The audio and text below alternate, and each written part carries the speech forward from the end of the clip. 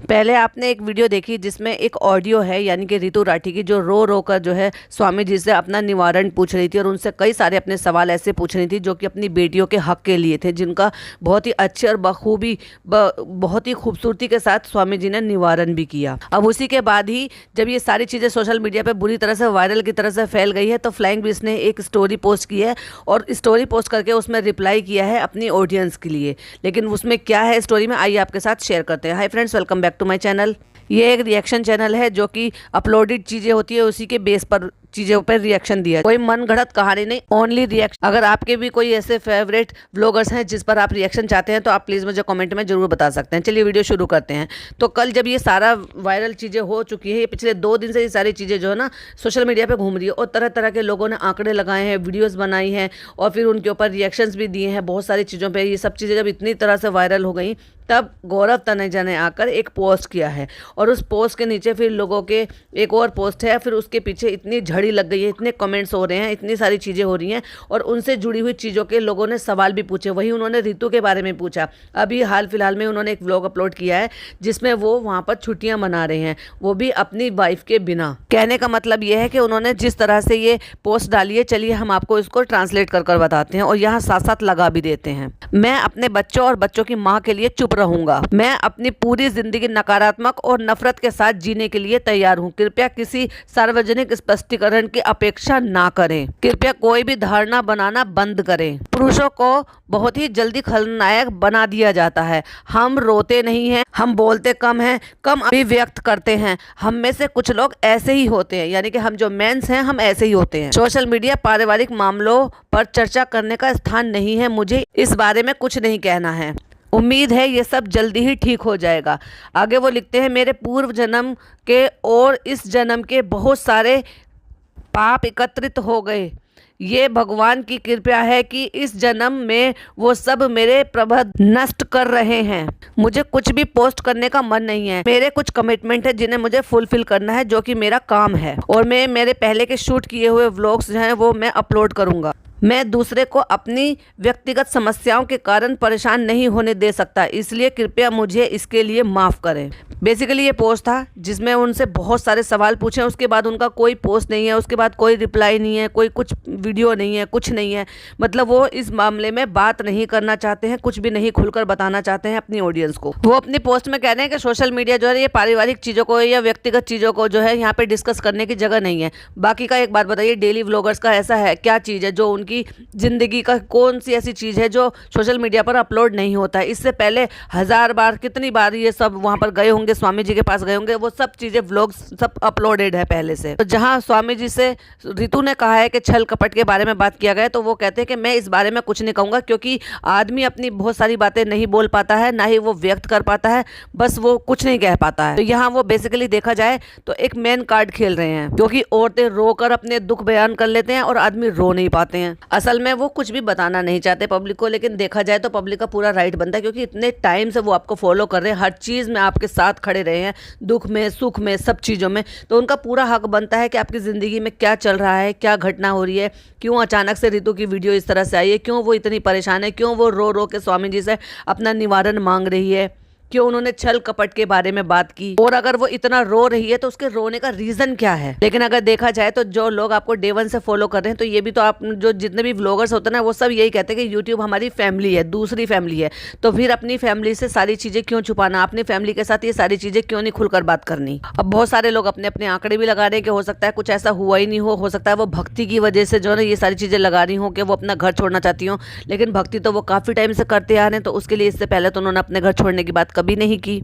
और अगर वो सिर्फ ये भक्ति के लिए और दीक्षा के लिए सब कुछ कर रही होती तो उनको इतना रोना नहीं होता, और उसमें छल कपट वाला शब्द तो आता भी नहीं।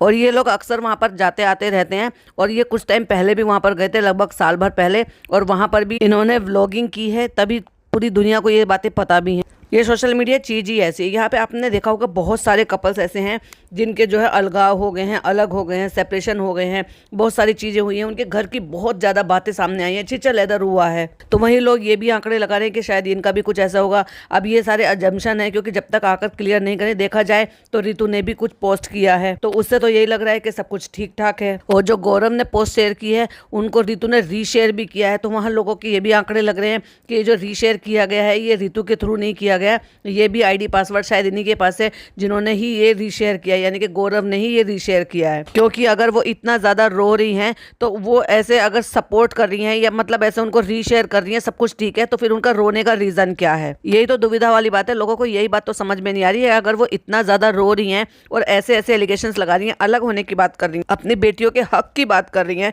तो फिर वो उसी पोस्ट को ऐसे रीशेयर कैसे कर सकती हैं? इसलिए लोगों के मन में बहुत सारे सवाल उठ रहे हैं और इतने सारे कमेंट्स हैं वहाँ पर उनके नीचे, जहाँ पे गौरव से लोगों ने बहुत सारे सवाल पूछे हैं।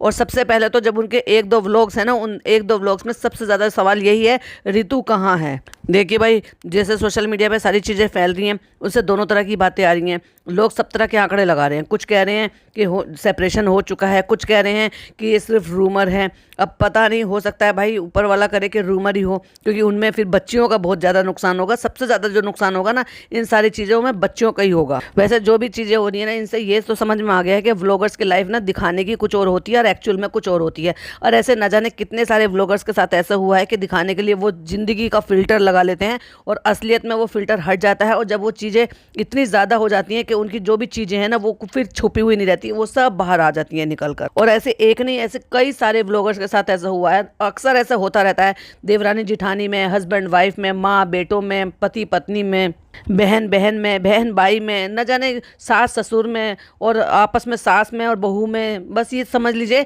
कि जब वो चीज़ें इतनी गंदी हो जाती हैं ना, जब वो चीज़ें घर से बाहर निकलती हैं और वो सोशल मीडिया पे अपलोड हो जाती हैं। देखिए, गौरव ने एक पोस्ट किया और उसमें उन्होंने ये भी कहा कि मैं कुछ नहीं कह सकता, कुछ नहीं बता सकता, लेकिन एक्चुअली जो भी बात है वो जनता को तो जानने का पूरा अधिकार है। तो आप अपनी तरफ की पूरी बात जो है उसको क्लियर कीजिए, बताइए, या फिर रितु अपनी तरफ से कोई वीडियो डाले, बताए। जब इतनी बातें फैल चुकी हैं, अब लोगों ने इस बात में कंफर्म भी कर दिया। देखिए, पहले एक वीडियो वायरल हुई थी और उस वीडियो से लोगों ने सिर्फ आंकड़े लगाए थे, मतलब उसमें 100% लोग श्योर नहीं थे कि हाँ ये ऐसा हो सकता है या इनके बीच में कुछ प्रॉब्लम चल रही होगी।